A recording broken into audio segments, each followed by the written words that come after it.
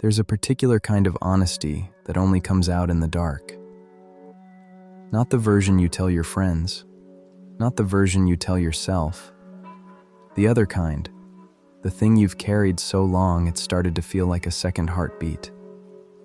The thing you'd only ever admit to a stranger who can't see your face, on a website that forgets your name the second you close the tab. That's what you're about to hear. 8 confessions. Real in the way that matters, the way that means somewhere, right now, someone is praying you never find out it was them. Some of these people feel guilt. Some of them, I'm not so sure. So get comfortable. Turn the lights down. You were going to anyway. Welcome back. Tonight we're sitting with the things people only say when they're certain no one is listening. Stay until the end. A few of these don't finish where you think they will. Let's begin. I work the night shift at a care home. I think I finally understand why my floor has the highest death rate. Throwaway for obvious reasons. I've worked nights at the same facility for almost 5 years. Memory care, 2nd floor. You don't last long up there. Most people transfer down or quit inside a year, so I'm one of the only ones who's been around long enough to notice things. Here's the thing nobody likes to say out loud. People die on the night shift. That's normal. The body lets go in the small hours, 4, 5 in the morning. It's well documented. Nurses all know it. So when I started, I didn't think anything of how often I'd come in and find an empty bed where someone had been the day before. It was Denise who made me start counting. Denise has worked here longer than anyone. Lovely with the residents. Sings to them. Holds their hands. The families adore her. And I noticed, slowly over years, not all at once, that the ones who passed were almost always her residents. The ones she'd taken a special shine to. She'd tell me, "Oh, Mr. Allard's getting close now, I can feel it." And 3, 4 days later, gone. Every time. She was never wrong. I told myself she was just experienced. That after 30 years you can read the signs the rest of us can't. Then last winter we got a new admit, a woman named Pat. Sharp as anything, this one didn't really belong on our floor, just there for respite while her daughter was abroad. And I watched Denise sit with her, hold her hand, and say to me after, "Shame, she won't see the spring." Pat was the healthiest person on that floor. She was dead within the week. They wrote it up as a cardiac event. I've never reported anything because I have nothing. No proof. A feeling. A pattern that 100 people could explain away. And maybe that's all it is. Maybe Denise is just gifted and grief, and I've spent too many nights alone in a building full of dying people, letting my brain make shapes out of nothing. But last Tuesday, she stopped by the desk, squeezed my shoulder, smiled at me, and said, "You're looking tired, love. You should take better care of yourself." I haven't slept right since. It's easy to call that woman a monster. Harder to sit with the other person in that story, the one at the desk who counted and waited and said nothing. We tell ourselves we'd speak up, that we'd be brave. But silence is its own kind of decision, and most of us make it without ever noticing. The next confession was made by someone who's been making that same decision for 28 years. It started when they were 8 years old. I never told the police what I saw the night my brother's friend went missing. I was 8. I'm 36 now. My brother's friend disappeared when I was 8 years old and he was around 11. Small town. It was a huge thing. Searches, posters, the news vans, the whole nightmare. They never found him. Officially, he's still a missing person, though everyone treats it like he's dead, including, I think, his mother, who I still see at the grocery store sometimes and cannot look in the eye. What I've never told anyone is that I was awake that night. Our house is backed onto the same patch of woods. My bedroom window looked out over the yard. I was a bad sleeper as a kid, and I was up at the window the way I always was. And I saw him, the friend, crossing our yard toward the trees, late, well past midnight. And he wasn't alone. There was a grown man with him, walking a little behind, not dragging him, nothing like that. They were just walking, the way you'd walk with someone you knew. The friend even looked back over his shoulder once, toward the house, toward me, it felt like, though I doubt he could see me in the dark. And then they went into the trees, and that was it. I was 8. I didn't understand what I was looking at. I genuinely think part of me filed it under dream by the morning.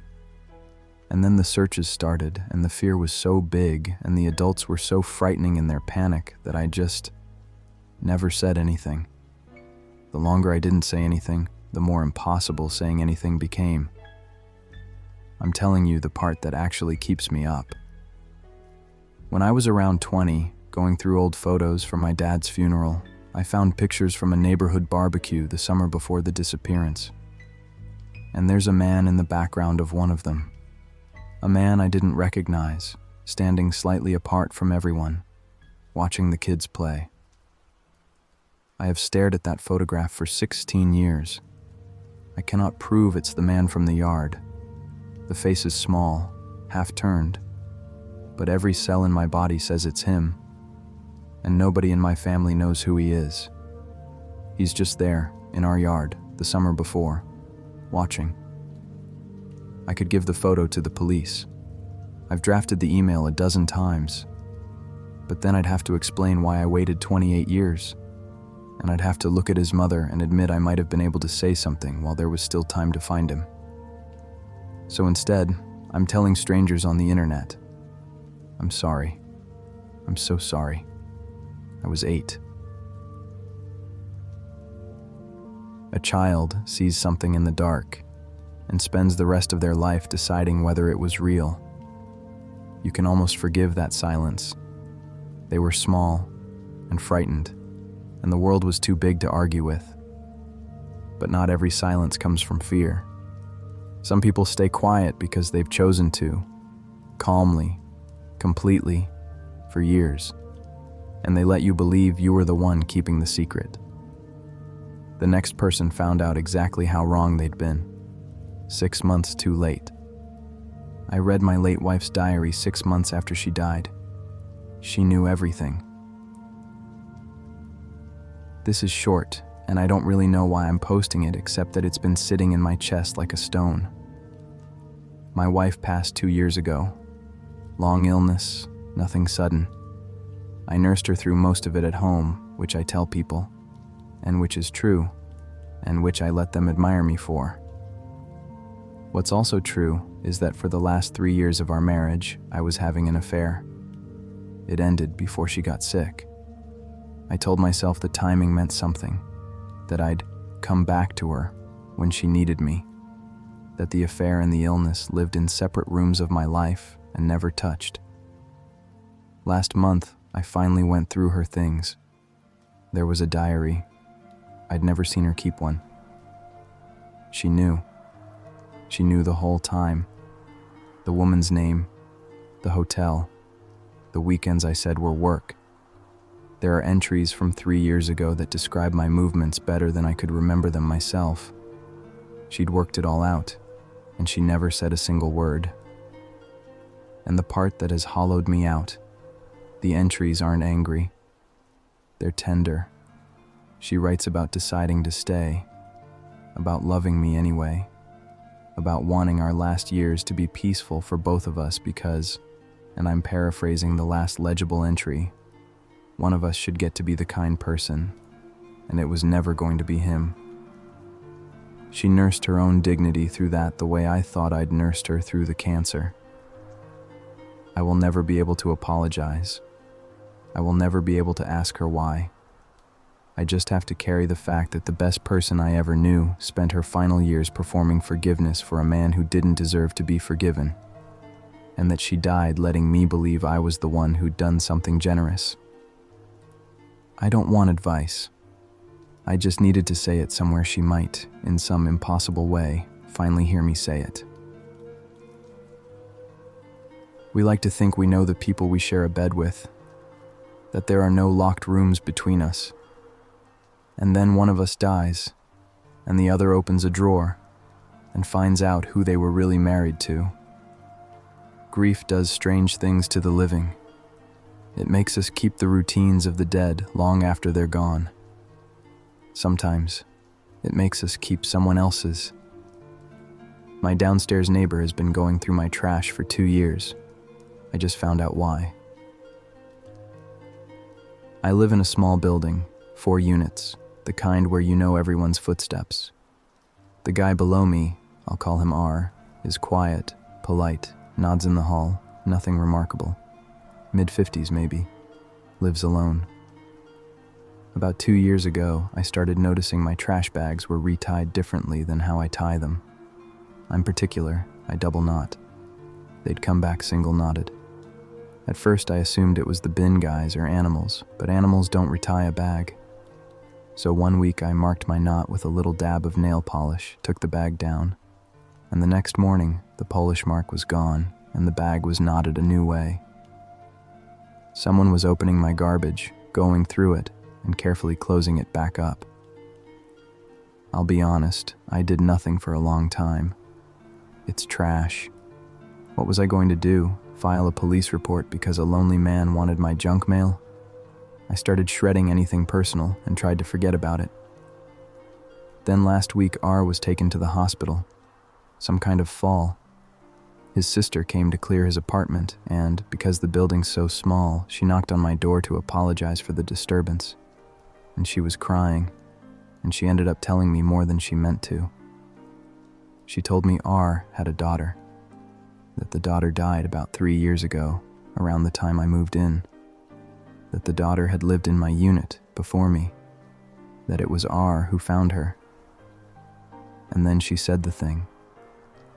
She said R had become convinced, in his grief, that his daughter never really left the apartment, that he could keep up with her through what got thrown out, that as long as someone was living there and discarding things, some piece of her routine continued, and he could hold on to the feeling that she was still upstairs, living her life, throwing out her coffee grounds and her receipts like any other morning. He wasn't going through my trash. In his head, he was still going through hers. I don't know what to do with this. I caught myself this morning standing in my kitchen, holding a bag, double knotting it, and then, God help me, undoing it and tying it single, the way she used to, so that when he comes home, if he comes home, it'll be waiting for him the way he needs it. I think I've started grieving a woman I never met. I think I'm going to keep doing it.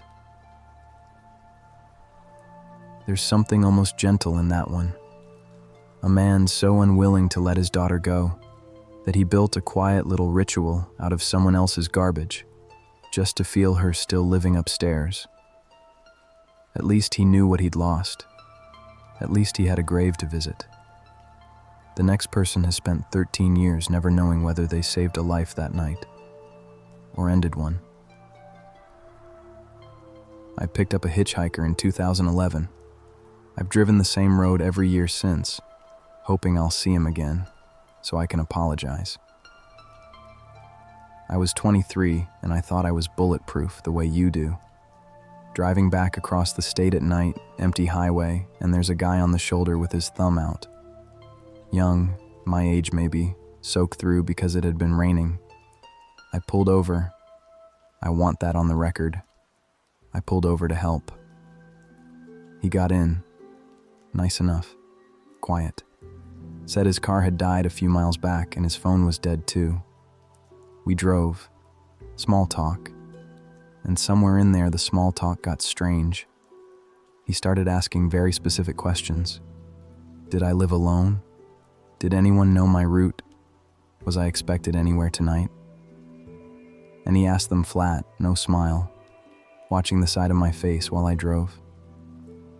Every hair on my body stood up. I have never, before or since, been that certain that I was in danger. So at the next exit, I lied. I said this was my turn, that I lived just up the road, even though I had another 100 miles to go. I pulled into a closed gas station, and I told him this was as far as I went. And I think he could hear in my voice that I'd figured something out, because he just looked at me for a long second, and then got out without a word and started walking back toward the highway in the rain. No thank you. Nothing. I drove off so fast I nearly clipped the curb. Here's why I still drive that road. 2 days later, there was a story in the regional news.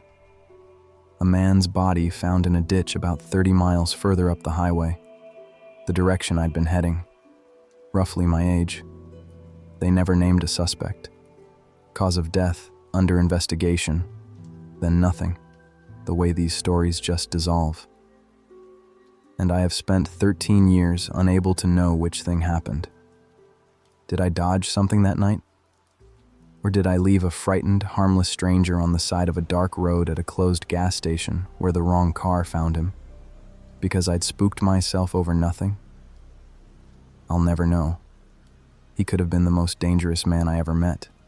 Or he could have been a scared kid whose only mistake was asking too many questions of the one person who stopped to help him, and I abandoned him to whatever came next.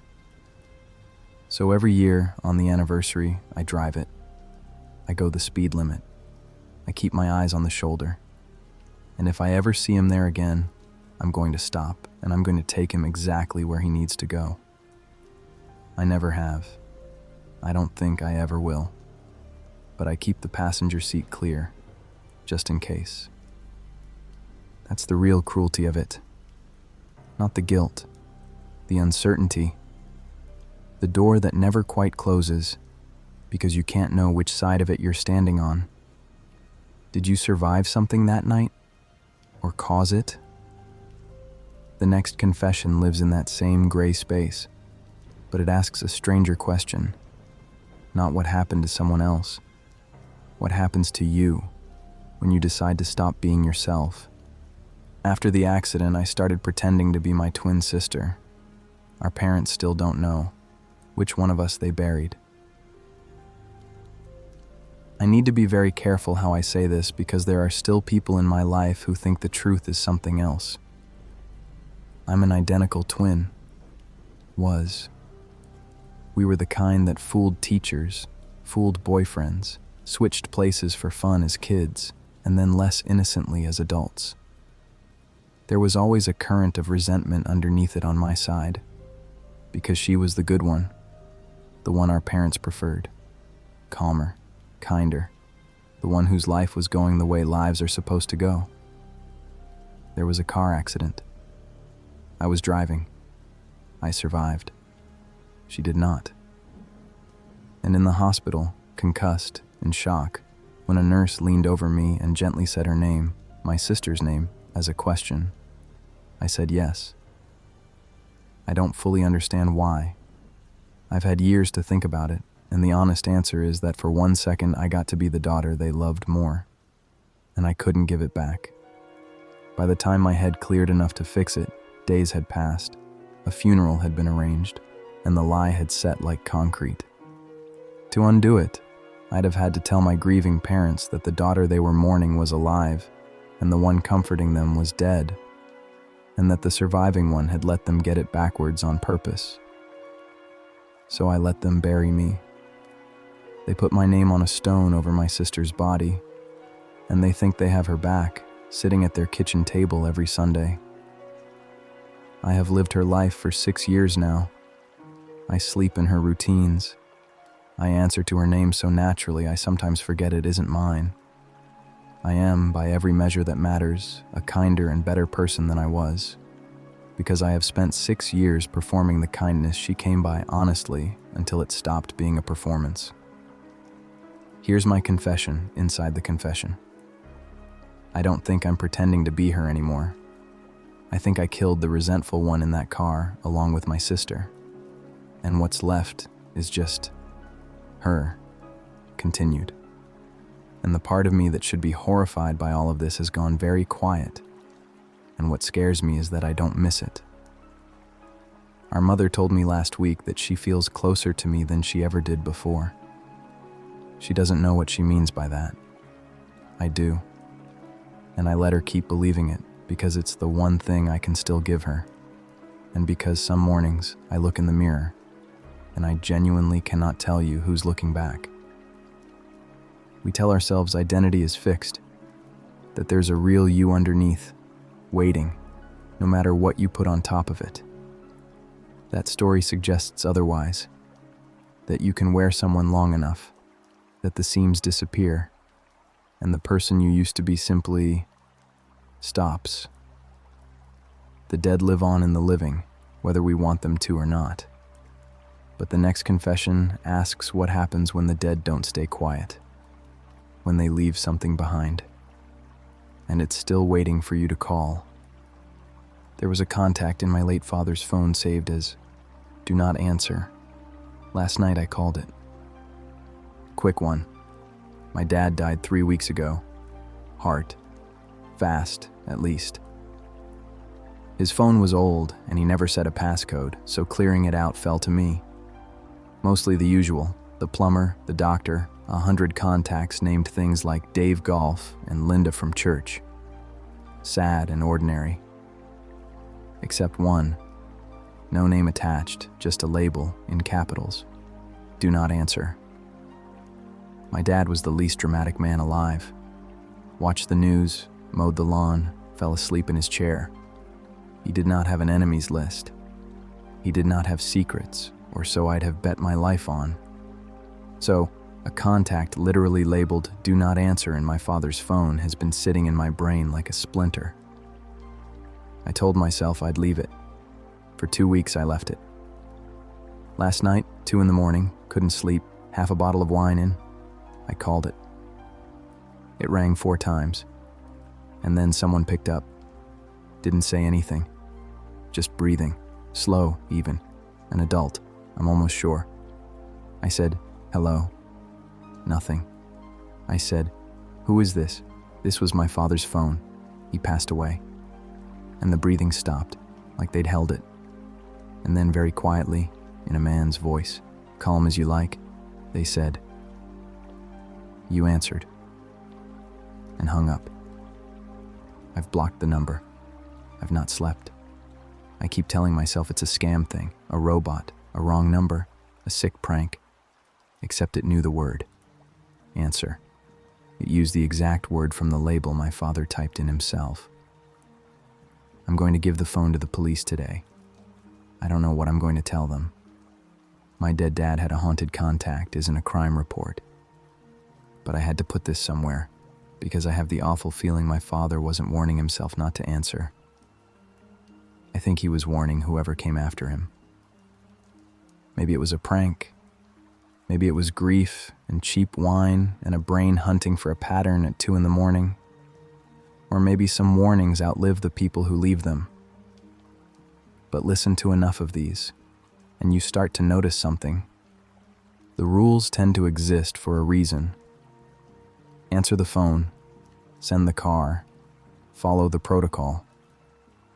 Our last confession comes from someone who broke the most important rule they had, on purpose, with a life hanging in the balance, and who has never, for 1 second, regretted it.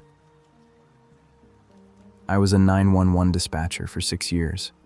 There's one call I lied about on my report, and I'd do it again. Out of the job now, and I've made peace with most of it. You take thousands of calls. You build a wall. Most slide off it. A few you carry. This one I don't carry like a wound. I carry it like a decision. Woman calls in, very late, whispering. Says her husband is asleep, that he's hurt her before, badly, that there's a gun in the house and she thinks tonight is the night it goes wrong, that she's locked herself in the bathroom. Standard, awful, but standard. I'm trained for this. I'm getting units rolling. I'm keeping her on. I'm doing everything by the book. And then she goes quiet, and her voice changes, drops the whisper, and she says, clearly, calmly, "He's awake. He's at the door. Please don't send anyone. It'll make it worse. Please, I'm begging you, just stay on with me. Just talk to me. Don't send the car." By the book, you send the car. You always send the car. Her saying don't send it is, if anything, a reason to send it faster, because abusers force that exact sentence out of victims all the time. I had units 90 seconds out. And something in her voice, I can't explain it. 6 years and I never heard it before or since. Something made me believe that the car arriving was going to get her killed. That whatever fragile, lethal balance was happening on the other side of that bathroom door, lights and sirens would tip it.